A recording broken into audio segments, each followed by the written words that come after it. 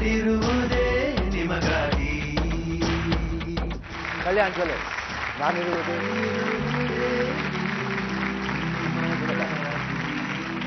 Flash back ನೋಡ್ತಾ ಇದ್ದೆ ಎಷ್ಟು ಚೆನ್ನಾಗಿದೆ. ನಾವು ಆರ್ಟಿಸ್ಟ್ಗಳು ಏನು ಮಾಡ್ತೀವಿ, ಬೆಳಗ್ಗೆ ಎದ್ದ ತಕ್ಷಣ ಮೇಕಪ್ ಹಾಕ್ತೀವಿ, ಶೂಟಿಂಗ್ ಹೋಗ್ತೀವಿ, ಅವ್ರೊಂದು ಸೀನ್ ಹೇಳ್ತಾರೆ, ಅದು ತಕ್ಕಂತ ಆ್ಯಕ್ಟ್ ಮಾಡ್ಬಿಟ್ಟು ಹೊಂಟೋಗ್ತೀವಿ. ಅಲ್ಲೂ ಅಷ್ಟೇ ರಿಯಲಿಸ್ಟಿಕ್ ಆ್ಯಕ್ಟ್ ಮಾಡ್ತೀವಿ. ಅಫ್ಕೋರ್ಸ್ ಅವಾರ್ಡ್ಗಳು ಬರುತ್ತೆ, ಏನೇನೋ ಬರುತ್ತೆ, ಪ್ರಶಂಸೆ ಬರುತ್ತೆ, ಜನ ಮೆಚ್ತಾರೆ, ತುಂಬ ಚೆನ್ನಾಗಿ ಮಾಡಿದ್ದಾರೆ ಸರ್, ಅದು ಇದು. ಆದರೂ ಅದು ಪಾತ್ರ ಮಾತ್ರ ಅಷ್ಟೇ. ಆದರೆ ಇಲ್ಲಿ ಎಷ್ಟು ರಿಯಾಲಿಟಿ ಇದೆ, ಜನಗಳ ಕಷ್ಟನ ಇಲ್ಲ ಅವ್ರ ಆಸೆಗಳು ಇದನ್ನೆಲ್ಲ ನೋಡ್ತಾ ನೆರವೇರ್ತಾ ಏನೋ ಒಂದು ಖುಷಿ, ಒಂದು ಹೊಸ ಅನುಭವ. ಸತ್ಯವಾಗಿ ನಾನು ಅನ್ಕೊಂಡೇ ಇರಲಿಲ್ಲ. ನಾನಿರೋದೇ ನಿಮಗೆ ಕಾರ್ಯಕ್ರಮ ಇಷ್ಟು ಒಂದು ಹತ್ರ ಆಗ್ತೀನಿ ಅದಕ್ಕೆ ಅಂತ ನಾನು ಅನ್ಕೊಂಡೇ ಇರಲಿಲ್ಲ. ಪ್ರಾಮಿಸ್ ಆಗಿ ಹೇಳ್ತೀನಿ, ನಿಜವಾಗ್ಲೂ ಭಾಳ ಭಾಳ ಖುಷಿ ಆಯಿತು ಅಂತ ಆಸೆಗಳು ನೆರವೇರಿಸೋದು. ಅವ್ರ ಜೊತೆಲಿ ನನಗೆ ಹೊಸ ಹೊಸ ವಿಷಯ ಗೊತ್ತಾಯಿತು. ನಾನು ಅಷ್ಟೇ ಇಲ್ಲಿ ಬಂದು ನೀವೆಲ್ಲ ಕುಂತ್ಕೊಂಡು ಹೆಂಗೆ ಸ್ಟೂಡೆಂಟಾಗಿ ಕೇಳ್ತಾ ಇದ್ರೆ ನಾನು ಒಂಥರ ಸ್ಟೂಡೆಂಟ್ ಥರ ಆಗ್ಬಿಟ್ಟೆ. ಕೆಲವು ವಿಷಯಗಳು ಹೊಸ ಅನುಭವ, ನನಗೆ ಹೊಸ ಅನುಭವ ಆಯಿತು. ಇವಾಗ ಬರ್ತಾರೆ ಒಂದು ಹೆಂಗ್ಸ್ ಕೂಡ ಅಷ್ಟೇ, ಯಶೋಧ ಅಂತ.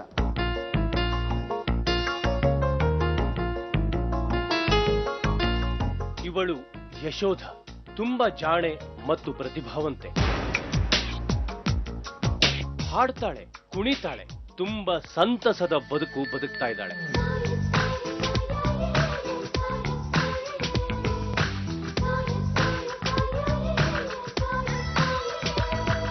ತನ್ನ ಈ ಎಲ್ಲ ಚಟುವಟಿಕೆಗಳಿಂದ ತಂದೆ ತಾಯಿಯ ಮುದ್ದಿನ ಕಣ್ಮಣಿಯಾಗಿದ್ದಾಳೆ.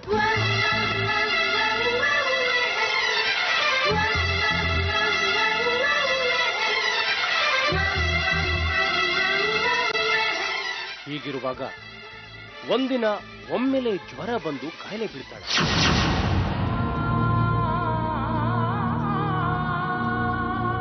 ವೈದ್ಯರು ಪರೀಕ್ಷೆಯ ನಂತರ ಈಕೆಗೆ ಒಂದು ವಿಚಿತ್ರ ಕಾಯಿಲೆ ಇದೆ ಅಂತ ಹೇಳಿದರು. ಕಂಗಾಲಾದ ತಂದೆ ತಾಯಿ ನಿಸ್ಸಹಾಯಕರಾಗಿ ಕುಳಿತುಬಿಟ್ರು.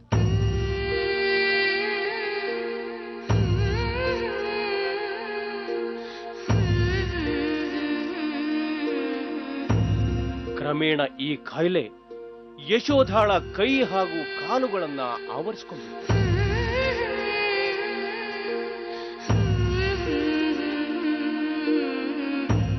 ಕೈ ಬೆರಳುಗಳನ್ನ ಮಡಚೋದಕ್ಕೂ ಸಾಧ್ಯ ಆಗ್ತಾ ಇಲ್ಲ, ಕಾಲುಗಳನ್ನು ಮಡಚುವಂತಿಲ್ಲ.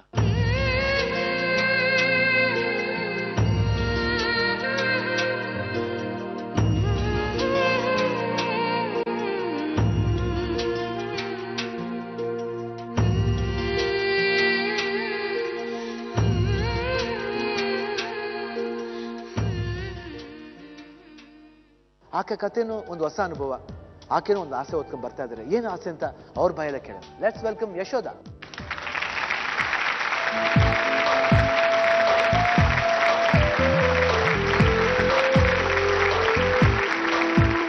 ನಮಸ್ಕಾರ. ನಮಸ್ಕಾರ. ಯಶೋಧ ಹೇಳಿ. ಅದು ಚಿಕ್ಕ ಮಗುವಿಂದ 3 ವರ್ಷ ಮಗುವಿಂದ ಜ್ವರ ಬಂತಂತ. ಜ್ವರ ಬಂದು ಅದು 3 ತಿಂಗಳು ಮಲ್ಕೊಂಡ್ಬಿಟ್ಟು ಇತ್ತು ಅಮ್ಮ ಆಗಿ ಈ ಥರ ಜ್ವರ ಆಗಿ ಈ ಥರ ಆಗಿರೋದು. ಮತ್ತು ಇದು ಬೆಂಡ್ ಮಾಡೋಕ್ಕಾಗಲ್ಲ, ಆ್ಯಕ್ಚುಲಿ ಇದು ಇದಾಗಲ್ಲ. ಥರ ಎಲ್ಲರೂ ಹೋಗ್ಬೇಕಂದ್ರೆ ತುಂಬ ಸಂಕೋಚ ಆಗುತ್ತೆ. ಒಂಥರ ಏನೋ ಒಂಥರ ಇರಿಟೇಟ್ ಮಾಡ್ತಾರೆ ಹೊರಗಡೆ ಎಲ್ಲ ಹೋದ್ರೆ.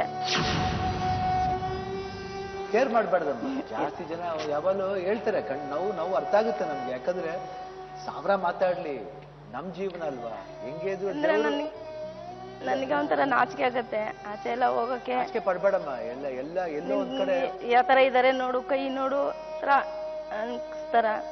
ಎಲ್ಲಿ ಕೆಲಸ ಹೋದ್ರು ಕೆಲಸ ತುಂಬಾ ಕಡೆ ಕೆಲಸ ಮಾಡಿದ್ದೀನಿ. ಕಿದ್ಬಾಯಲ್ಲಿ ಕೆಲಸ ಮಾಡಿದ್ದೀನಿ, ನಿಮ್ಮನ್ಸಲ್ಲಿ ಮಾಡಿದ್ದೀನಿ, ಕಾಲೇಜಲ್ಲಿ ಮಾಡಿದ್ದೀನಿ. ಅದು ಎಲ್ಲ ಶಿಪ್ಪಿಂಗ್ ಕೆಲಸ. ಹೆಂಗಮ್ಮ ನಿಮ್ಗೆ ಹೆಂಗ್ ಮಾಡಕ್ಕಾಯ್ತು ಈ ತರ ಪ್ರಾಬ್ಲಮ್ ಇಟ್ಕೊಂಡು? ಪ್ರಾಬ್ಲಮ್ ಅಂದ್ರೆ ನಾನು ಸಾಗಿಸ್ಬೇಕು ಮುಂದೆ. ಕರೆಕ್ಟ್ ಅಮ್ಮ, ಇಲ್ಲ ಅಂತ ಹೇಳ್ತೀರಾ. ಯಾವಾಗ ಅಮ್ಮ ನೀವು ನಿಮ್ಗೊಬ್ರೇ ಮಗಳ?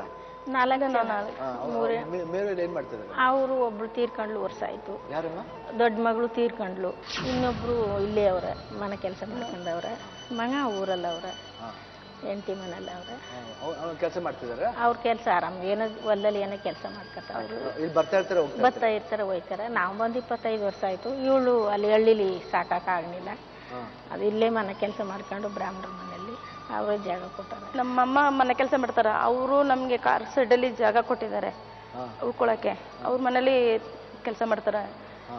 ಮತ್ತು ನಾನು ಹಾಸ್ಪಿಟ್ಲಲ್ಲೆಲ್ಲ ಕೆಲಸ ಮಾಡಿ ಇದು ಮಾಡ್ತಾ ಇದ್ದೆ. ಈಗ ಹಾರ್ಟ್ ಸರ್ಜರಿ ಆಯಿತು, ಮತ್ತು ಇಲ್ಲಿಂದ ಇಲ್ಲಿ ಪೈಪ್ ಹಾಕಿದ್ದಾರೆ. ಏನಮ್ಮ? ಹಾರ್ಟ್ ಪ್ರಾಬ್ಲಮ್ ಸರ್ಜರಿ ಆಗಿದೆ. ನಿಮ್ಗ?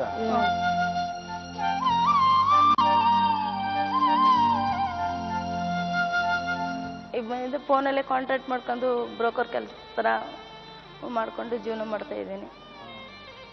ನಂಗೆ ಜೀವನದಲ್ಲಿ ತುಂಬ ಕಷ್ಟ ಇದೆ. ಅದು ಯಾವುದೇ ಕೆಲಸ ಇದ್ರೂ ನಾನು ಮಾಡೋಕ್ಕೆ ರೆಡಿ ಆಗ್ತಾ ಇದ್ದೀನಿ. ಅದೇ ನೀವು ಇಷ್ಟೊಂದು ಪ್ರಾಬ್ಲಮ್ ಇದ್ರು ನೀವು ನಿಜವಾಗ್ಲೂ ಗ್ರೇಟ್. ಅದೆಲ್ಲ ನಾವು ಇಲ್ಲ, ನಾನು ಎಲ್ಲ ಕೆಲಸನೂ ಮಾಡಿದ್ದೀನಿ, ಎಲ್ಲರ ಕೈಲೂ ಬಯಸ್ಕೊಂಡಿದ್ದೀನಿ. ಡೈರೆಕ್ಟ್ರು ಚಿಕ್ಕ ಹುಡುಗಿಗಳು ಬೇಡ, ಹ್ಯಾಂಡಿಕ್ಯಾಪು ಬಿದ್ದು ಏನಾರ ಹೆಚ್ಚು ಕಡಿಮೆ ಆದರೆ ನಮಗೆ ಪ್ರಾಬ್ಲಮ್ ಆಗುತ್ತೆ ತೆಗ್ದಾಕಿ ಅಂತ ಹೇಳುವಾಗ ಎಲ್ಲ ಮುಚ್ಚಿಕೊಂಡು ಕೆಲಸ ಮಾಡಿಸಿದ್ದಾರೆ ನನ್ನ ಕೈಲಿ.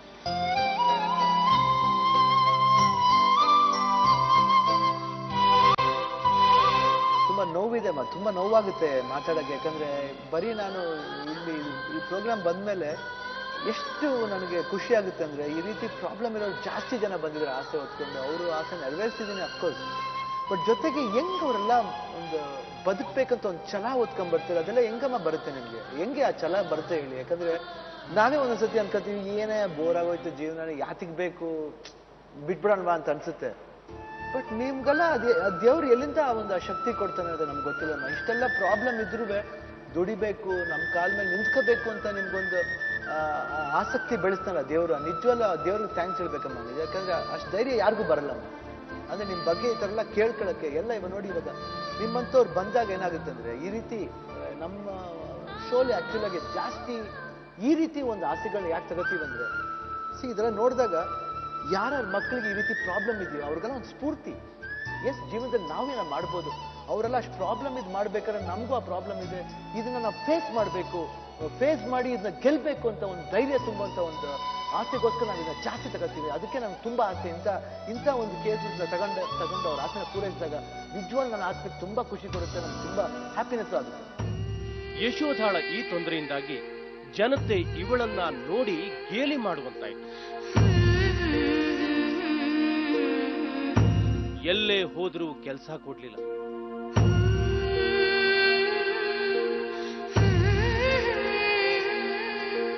ತಾನು ಸ್ವಾಭಿಮಾನಿಯಾಗಿ ಯಾರ ಹಂಗು ಇಲ್ದೆದ್ದೇ ದುಡಿಬೇಕು ಅನ್ನೋ ಛಲ ಅವಳಲ್ಲಿದ್ರೂ ಸಮಾಜ ಅದಕ್ಕೆ ಅವಕಾಶ ಕೊಡ್ಲಿಲ್ಲ.